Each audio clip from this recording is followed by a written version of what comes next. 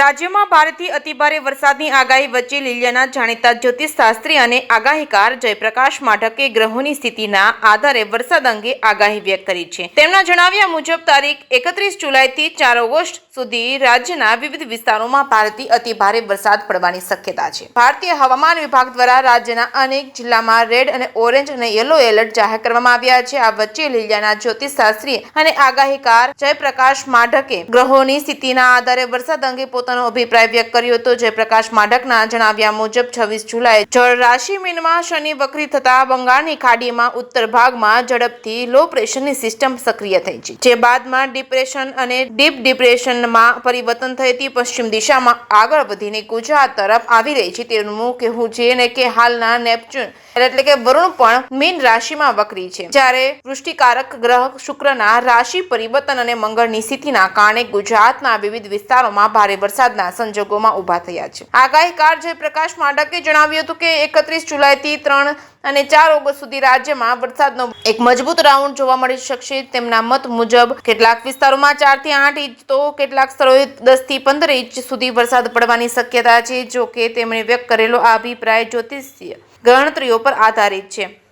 અલ નીનોની અસર હોવા છતાં બંગાળની ખાડી એકાએક સક્રિય બની ગઈ અને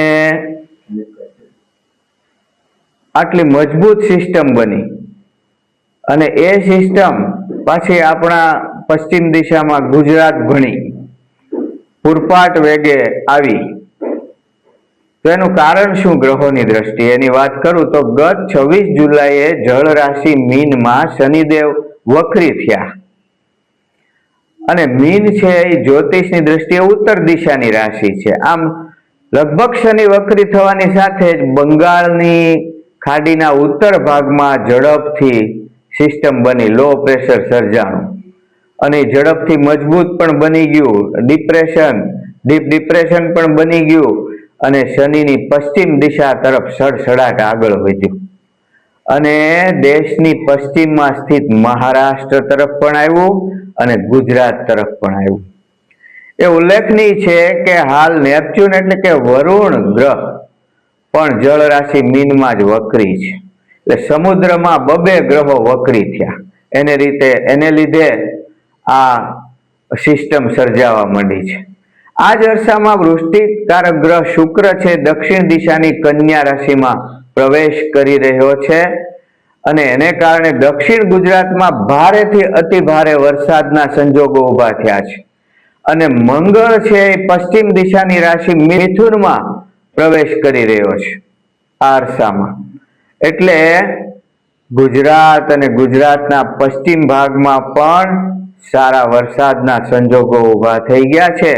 આ સિસ્ટમ મધ્ય ગુજરાતમાં થઈને ઉત્તર સૌરાષ્ટ્ર અને ઉત્તર ગુજરાતમાં પણ ખૂબ વરસશે, કેમ કે હાલ નેપચ્યુન એટલે કે વરુણદેવ અને શનિદેવ બંને ઉત્તર દિશાની જળ રાશિ મીન રાશિમાં જ વક્રી છે।